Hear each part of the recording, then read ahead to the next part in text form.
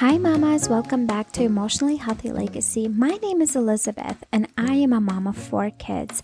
I have 3 boys and a baby girl. My goal here is to help you reduce stress in your brain so that way you are more patient and calm with your children. I know how hard it is to be patient with your kids, especially when you are running on empty and you're so overwhelmed and stressed out. That's why I really want to teach you ways that you can reduce stress in your brain, reduce stress in your nervous system so that you can be more present and patient with your kids, so then that you can meet their emotional needs and be the mom that you want to be with your children. So before you start listening to the recording of the episode, I just realized when I was recording it, I was trying to talk much quieter than I normally do because everybody was already in bed and I was just kind of being quiet as I recorded. So my voice is just kind of on the lower end. So you may find it a little strange the way I talk. So I apologize for that. But anyways, the episode is still really good and we'll be talking about things that cause stress, but things that are in your control and you can do something about them. All right.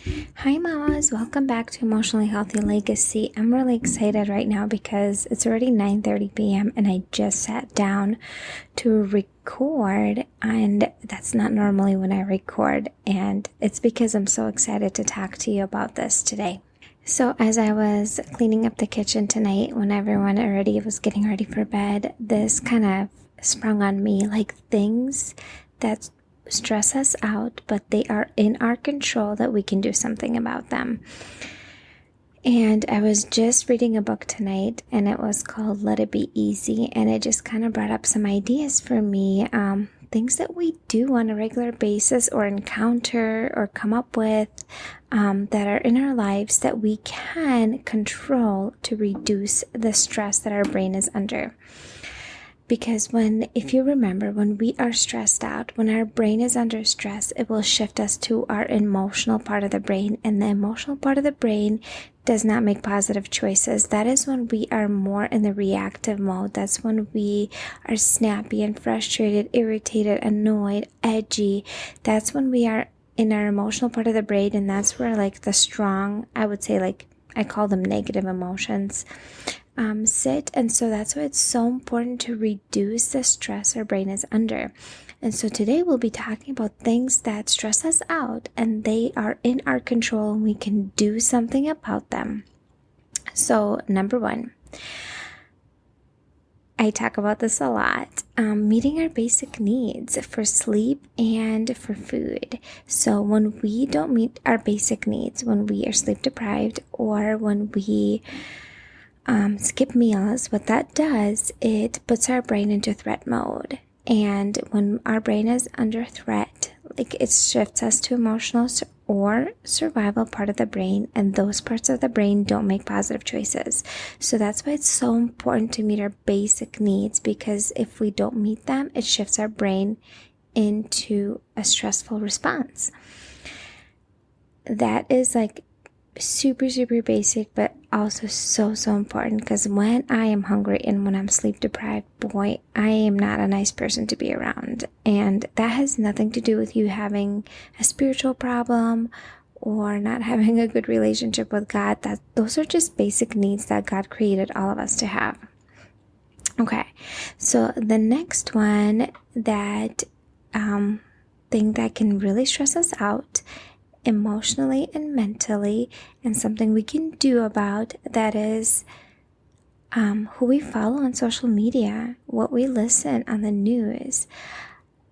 Those things can cause a lot of anxiety or bring up negative emotions of comparison or fear, or just anything that brings up negative jealousy.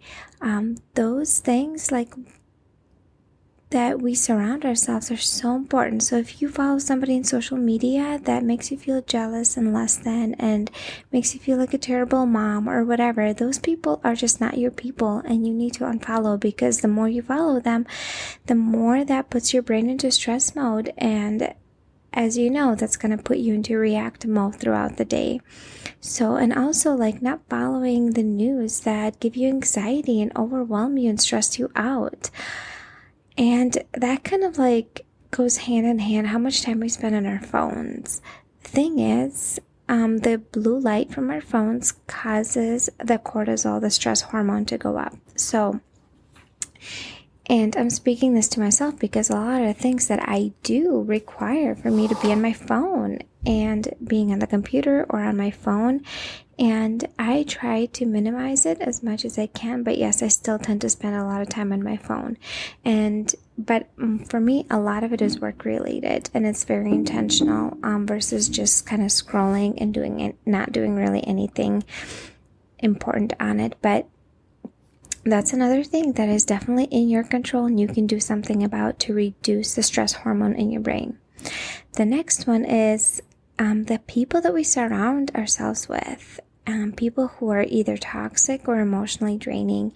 I was just talking to somebody recently, and she was talking about how she kind of avoids spending time with her mom because her mom is very emotionally draining for her. She will like emotionally vomit on her with these things that are really stressful, that are out of her control, that she tries to control, and it becomes very overwhelming for my friend, and it causes her anxiety. And so when it comes to that, we can set boundaries, how much time we spend with those people, or if we don't spend any time with them, because when we spend time with them and it emotionally drains us and gives us anxiety or overwhelm, shifts us to emotional part of the brain, again, puts us in reactive mode. So this is something that is in your control that you can do. You can set boundaries, how much time you spend with those people. And there's an episode I have on toxic people, who they are, and kind of how to set boundaries with them. But that's something else that you can look into. Like, there are people who are truly toxic. And when you spend time with them, you feel so drained. You feel so overwhelmed. You feel less than. And it just brings up a lot of unpleasant feelings. So it's better to set boundaries and not to spend as much time with those people. And if they're family members, you can just limit the amount of time you spend with them. That is also like something that is in your control, because you cannot control what they say and what they do, but you can control yourself and how much time you spend with them and the limits that you set. The next one that I have found really affects me, that is clutter. Clutter around the house. When things are cluttered, that really, really stresses my brain out. So I need to be really intentional about reducing the clutter in my home. My kids do not have a lot of toys. I try to limit the amount of things we have in our home. I constantly, on a regular basis, declutter, donate, get rid of stuff. The more stuff we have, the more stuff there is to manage and keep track of and organize. And it just feels so much better for me. Like, my brain feels clearer and better and just more focused when there's just less stuff. And if I come home and the house looks messy and there's things all over the place, there's jackets and shoes and toys, and it just like, it becomes too much for my brain, and it really truly stresses me out. And that's why I find it super important for myself not to have like clutter in my home and minimize the amount of stuff I have.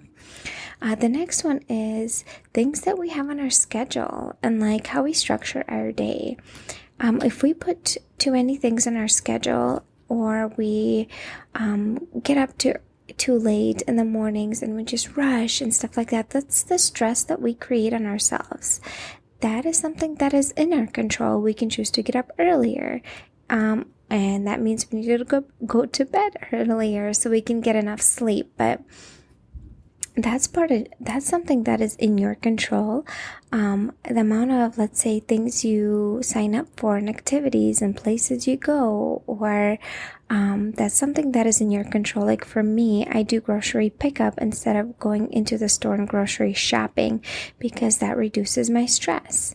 So that is something that you can do that is in your control. But yeah, a lot of people take on a lot of things on their schedule. Like, I have to be intentional. Like, when I work with clients and I do Zoom calls and stuff, I need to be very intentional not to schedule too many in one day. I only usually have a couple because I get drained from it and it becomes overwhelming because I have other things to do and I have a baby and I have a toddler at home with me. And so I have to be super intentional with what I know that drains me, even in a positive way, but it takes my energy and drains me. And if I have too much of that going on, it puts me into stress mode. Also, I'm saying this because I recently learned about myself that I am a highly sensitive person and I need a little bit extra like downtime maybe than a regular person because I am very sensitive and I get overwhelmed easily and I get stressed out easily. And so I have learned ways that I can support myself. The next one is I guess a simple one that I'm still working through. It's I talk about it often, but I still haven't found a way to really truly manage it well. But what to make for dinner. So I try to have Taco Tuesday every other week, or we have a lot of pasta and sausages, or how to pizza every Friday night. Try to simplify so that my brain is not taking any brain energy trying to figure out what to cook, and it's less stressful for me. Because part of it is the stressful part is trying to figure out what to cook, right? And the next two things I think are super important that involve our mindset a lot. So the next one, hear me out. Letting go of controlling other people or trying to change other people. This is a big one, girls. Moms, this is huge. When we try to control someone else and their behavior and their feelings and their actions, we create extra stress for ourselves because we need to literally accept the fact that we cannot control other people. Even when it comes to your kids, as a parent, you are in charge, you are in control, but you cannot technically control your child. You cannot control if they are crying or if they can't. You will learn this even so early on. When you have a baby, you cannot control and make your baby go to sleep. You cannot make your baby pee or poop. You cannot, there's certain things that are out of your control, and you cannot force or make someone do certain things or feel certain things or stop feeling certain things. And when we try to do that, we create a much extra stress for ourselves that can be avoided. So, for example, with your spouse, if you try to control your spouse, what they do, how they spend their time, and what they say, you are creating extra stress for yourself.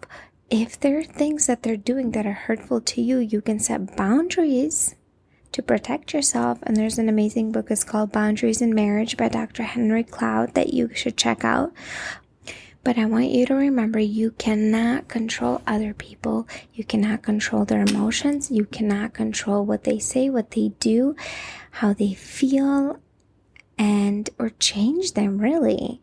And if you think about it, how would you feel if somebody tried changing you, what you say, what you do, what you feel, what you think? You wouldn't like that. You would resist it. Of course, nobody likes that. Yet we try to do that often with our kids and our spouse.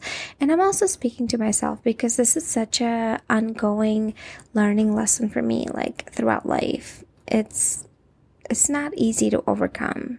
Definitely not. I like to be in charge. I like to have control, and letting go of that is really hard for me. And that's something I have to work on intentionally and remind myself I cannot control other people.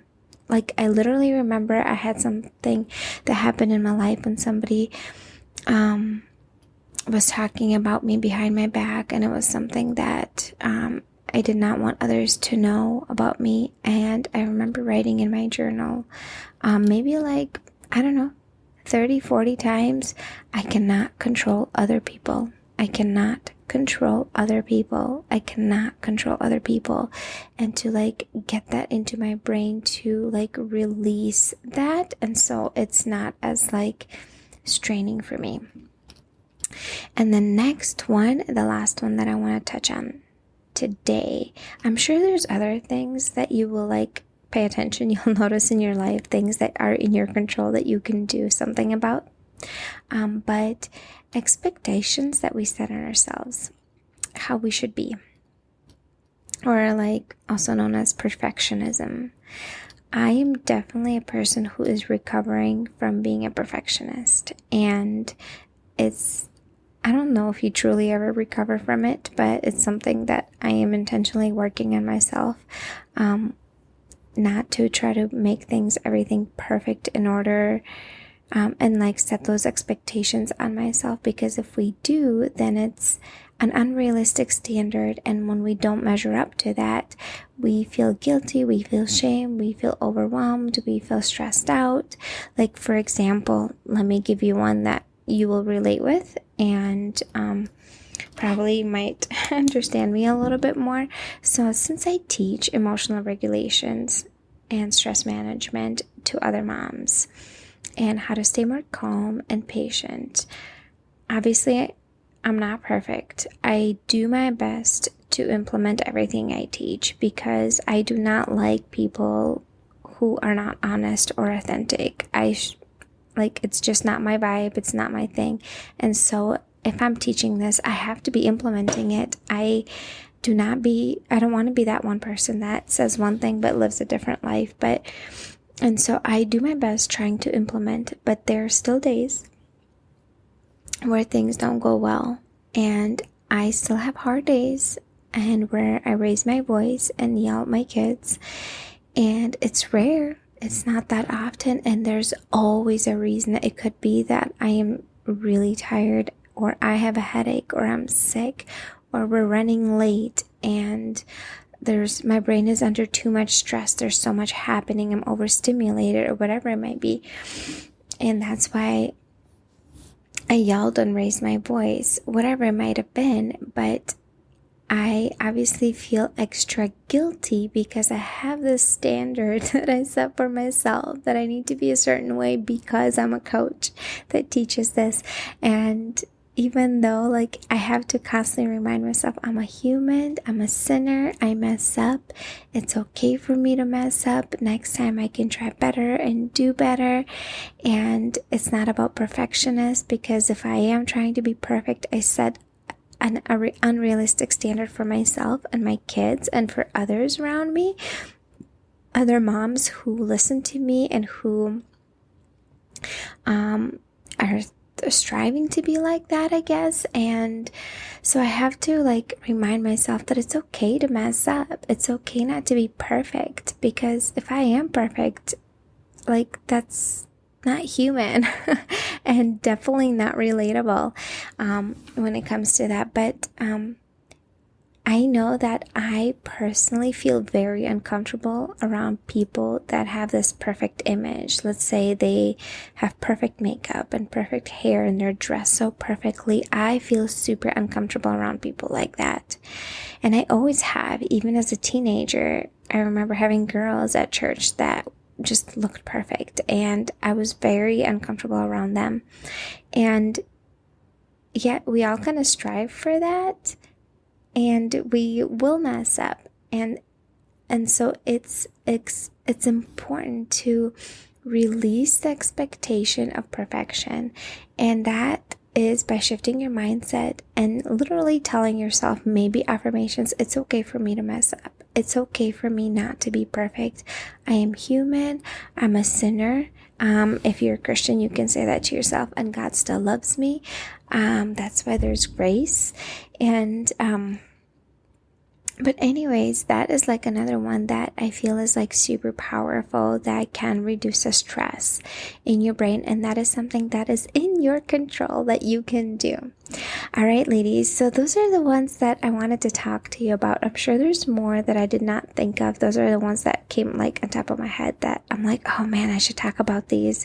They will be super helpful for other moms. But before you leave today, what is the one thing that you will do out of this list that you popped out at you? You're oh man, I really struggle with that one. I need to work on that one. What is the one thing that you will do to reduce your stress this week? Out of the things on the list, and I will recap them quickly. Meeting your basic needs, such as when you go to sleep, how much sleep you get, and when you eat, who you follow on social media, the news that you watch, and the time you spend on your phone, people that you surround yourself with who are either emotionally draining or toxic. You can set boundaries. That's stressful things that you can control. The clutter in your home, like decluttering and getting some of the mess out of your house. Things on your schedule, or the structure of your day that can be super stressful. That's in your control. Kind of what do you make for dinner? What kind of foods I think that's such a stressful thing for moms. Letting go of controlling other people, and then letting go of perfectionist and like high expectations of yourself. So which is the one thing that you will work on yourself that you can reduce your stress this week?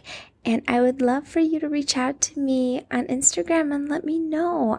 Follow me at Emotionally Healthy Legacy on Instagram. I am most active over there. I show up almost every day. Or you could email me at hello@emotionallyhealthylegacy and let me know what is the one thing that you're going to work on. I would love to know who are you that is listening to this podcast. And I want to get to know you better and the ways that I can serve you. And also, I would really appreciate if you are listening on an iPhone, if you could go in the podcast section and scroll down and leave me a review. I would really appreciate that. That is how the word gets spread out and how I can serve other moms better. Anyways, ladies, you have a wonderful Hey Mama, day, I would love for you to follow me on Instagram. You can follow me at Emotionally Healthy Legacy. I have a lot of helpful tips for reducing stress and regulating your emotions.